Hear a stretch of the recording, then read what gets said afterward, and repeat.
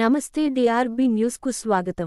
Telangana సిద్ధాంతకర్త professor Jayashankar 90 జయంతి సందర్భంగా వికారాబాద్ పట్టణంలోని జయశంకర్ విగ్రహానికి పూలమాల వేసి నివాళులర్పించిన వికారాబాద్ వీడీడీఎఫ్ ప్రతినిధులు, బీఆర్ఎస్ పార్టీ నాయకులు, ఉద్యమకారులు. తెలంగాణ సిద్ధాంతకర్త స్వర్గీయ ఆచార్య జయశంకర్ గారి 90వ జయంతి సందర్భంగా యావత్ తెలంగాణ ప్రజలందరికీ కూడా శుభాకాంక్షలు తెలియజేస్తూ, జయశంకర్ సార్ ఒక్కటే చెప్పారు, తెలంగాణ రాష్ట్ర సాధన ఏకైక లక్ష్యంగా అందరూ ముందుకు సాగాలి. ఆ తెలంగాణ రాష్ట్ర సాధనలో భాగంగా భావజాల వ్యాప్తి చేయాలి.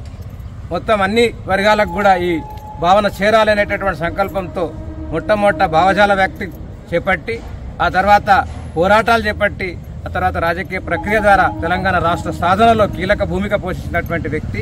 నిజానికి కూడా ఆయన తొలి దశ మలి దశ రెండు ఉద్యమాల్లో కూడా కీలక భూమిక పోషించారు. అయినప్పటికీ ఆయన తెలంగాణ రాష్ట్రాన్ని చూడకుండానే ఆయన వెళ్ళిపోవడం అనేది చాలా బాధాకరం. అయినప్పటికీ ఆయన ఆశయ సాధన కోసం తెలంగాణ ఉద్యమకారులందరూ కూడా ముందుకు సాగాలని చెప్పి పిలుపునిస్తున్నాం. ముఖ్యంగా ఆయన ఆశయ సాధన ఇప్పటివరకు జరగలేదు. తెలంగాణ రాష్ట్రం వచ్చి 10 సంవత్సరాలు పూర్తయినా కూడా ఇప్పటివరకు ఆయన ఆశయ సాధన జరగలేదు. కాబట్టి ఆయన ఆశయ సాధన కోసం అందరం కూడా ముందుకు సాగాలని చెప్పి పిలుపునిస్తున్నాం.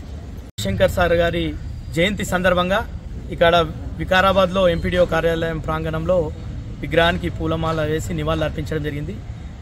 జయశంకర్ సార్ జీవితం మొత్తం కూడా తెలంగాణ కోసమే ఆయన మొత్తం జీవించిండు.